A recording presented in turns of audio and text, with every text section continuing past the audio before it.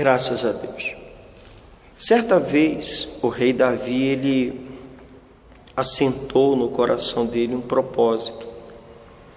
Ele, dentro do seu palácio, ele pensou consigo mesmo: não é justo eu viver dentro de um palácio enquanto a arca da aliança do meu Deus está numa tenda. Então ele assentou dentro dele um propósito de construir um templo para o Senhor, um lugar, uma casa onde a arca do testemunho fosse colocada ali dentro, algo que para ele fosse digno da glória de Deus, digno da grandeza de Deus. Ele não aceitava ver a arca de Deus dentro de uma tenda. Então Deus, disse para ele que a casa seria edificada, mas não por ele, pelo seu filho Salomão. E quando Salomão ele assumiu o trono, recebeu de Davi a planta da construção do templo, e com a bênção de Deus, com a ajuda de Deus, ele fez uma obra maravilhosa. Ele construiu uma casa gloriosa, um templo maravilhoso, algo que, puxa vida, foi de uma grandeza única naquela época, sabe? E algo magnífico. Eles construíram mesmo uma casa para Deus. Preste atenção, digno para Deus, algo maravilhoso. Então, uma vez terminada a construção desse templo, Salomão ele fez o que? Ele orou. Salomão ele fez uma oração, ele fez uma festa. Eu imagino que naquela época, ele deve ter decretado até um feriado para todo mundo. Ele queria todo o povo reunido para a inauguração do templo de Salomão. Então fez-se aquela festa, Salomão orou, Salomão entregou aquela obra nas mãos de Deus, aquela construção, aquela casa. E quando foi à noite, Deus apareceu para Salomão em sonhos e disse: olha, eu santifiquei esta casa para o meu nome, esta casa para o sacrifício. Eu santifiquei esta casa para que o meu povo possa me buscar, entendeu? E quando estiverem passando por dificuldades, quando os céus estiverem fechados, de maneira que não chova, quando os gafanhotos forem enviados, ele disse: se o meu povo, que se chama pelo meu nome, orar, me buscar, se converter dos seus maus caminhos, entendeu?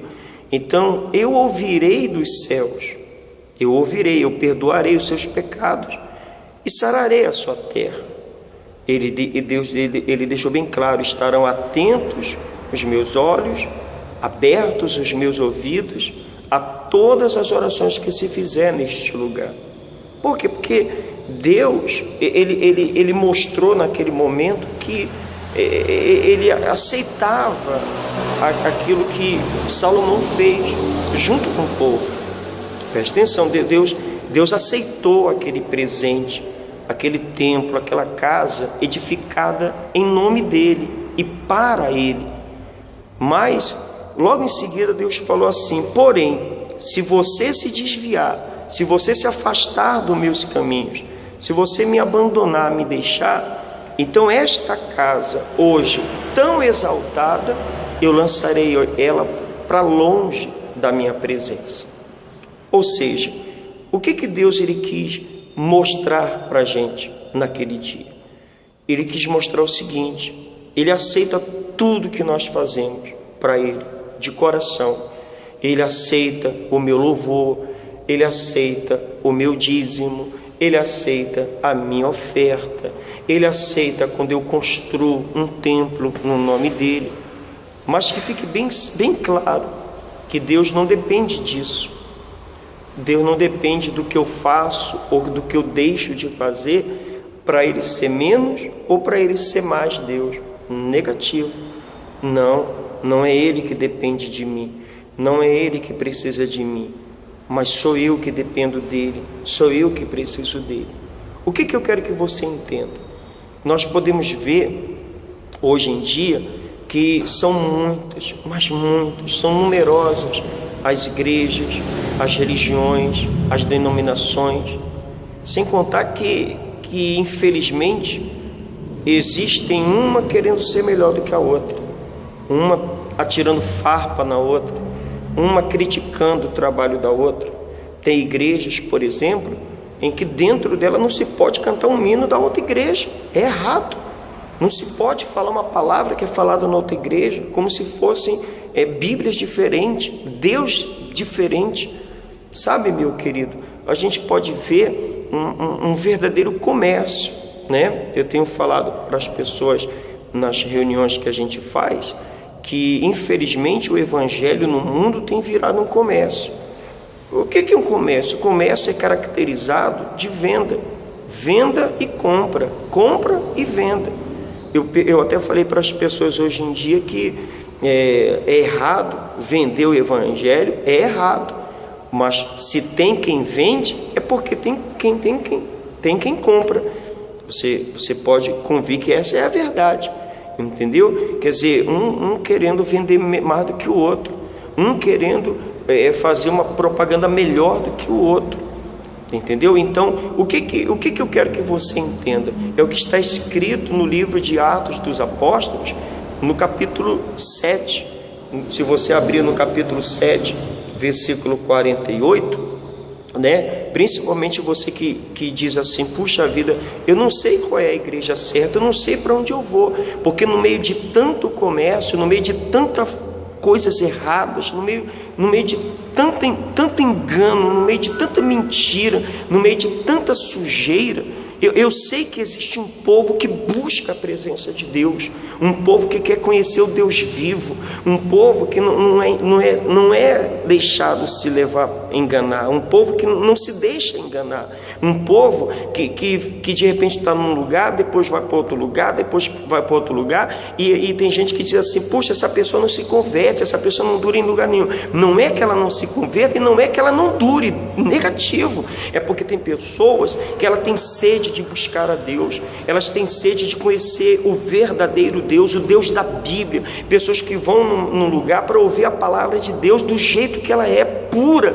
A palavra de Deus, ela não tem enfeite, ela não tem ornamento. A palavra de Deus, ela é pura, ela é santa, ela é eficaz, ela entra na vida da gente, ela transforma a vida da gente. Quem transforma a vida de uma pessoa não é a igreja A, a igreja B, a igreja C, não é o pastor, não é o bispo, o diácono, o padre, o apóstolo, não é não. Se tem uma pessoa que pode mudar a vida de alguém, essa pessoa única se chama Jesus Cristo. E tem pessoas que elas estão sempre indo de um lugar para o outro em busca desse Jesus que ela ouve falar e ela não conhece, Então, olha o que a palavra de Deus ela diz, porque de repente você fala: eu não sei qual é o certo, eu não sei qual é a religião certa. Ouça o que a palavra de Deus diz: entretanto, não habita o Altíssimo em casas feitas por mãos humanas, como diz o profeta. O céu é o meu trono, a terra o estrado dos meus pés. Que casa me edificareis, diz o Senhor? O qual é o lugar do meu repouso? Não foi porventura a minha mão que fez todas estas coisas? Quando você ouvir dizer assim: não, vem para cá que Jesus está aqui. Quando você ouvir dizer assim: vem para cá que Jesus não está aí não, Jesus está aqui. Meu querido, minha querida, entenda, Deus está em toda parte. Se você entrar dentro de um banheiro e ali dentro você abrir seu coração para Deus, você vai encontrar dentro do seu banheiro, porque Deus está em todo lugar. A glória de Deus, ela preenche o universo todo. O céu é o lugar do seu trono, a terra é estrado dos seus pés, entendeu? Deus não habita em templos feitos por mãos humanas. Ele aceita, sim, de coração, se nós construirmos uma igreja, se nós construirmos um lugar para adorarmos, para nós nos reunirmos. Isso é importante. Tem tanta gente que tem lugar e se reúne para fazer mal para si mesmo ou mal para os outros. É importante que a gente venha ter um lugar para a gente se reunir e buscarmos juntos a presença de Deus. Porém, Deus não habita em templos feitos por mãos humanas. O que significa isso? Você pode entender melhor lendo o que Pedro disse lá em 2 Pedro capítulo 13. 2 Pedro capítulo 1, melhor dizendo. 2 Pedro capítulo 1, no versículo 13. Ele diz assim, olha: também considero justo, enquanto estou neste tabernáculo, despertando-vos com estas lembranças, certo de que estou prestes a deixar o meu tabernáculo. O meu tabernáculo. Eu tenho um tabernáculo. Você tem um tabernáculo. Qual é esse tabernáculo? É o nosso corpo. Esse corpo que eu tenho não foi feito por mãos humanas, foi feita pela mão de Deus, e é dentro do nosso corpo, através do Espírito Santo, que Deus ele habita. Entendeu? A pessoa ela pode estar muito bem dentro de uma igreja feita por mãos humanas, mas Deus pode não estar dentro dela. Um dia essa alma e esse espírito que estão aqui dentro, eles vão embora, e esse corpo vai deixar de existir. Essa é a igreja que Deus ele quer para ele, a nossa vida, o nosso corpo, a entrega total e completa da nossa vida nas mãos dele. Faça isso, faça da sua vida o santuário, da sua vida o tabernáculo, da sua vida a igreja de Deus, e seja feliz.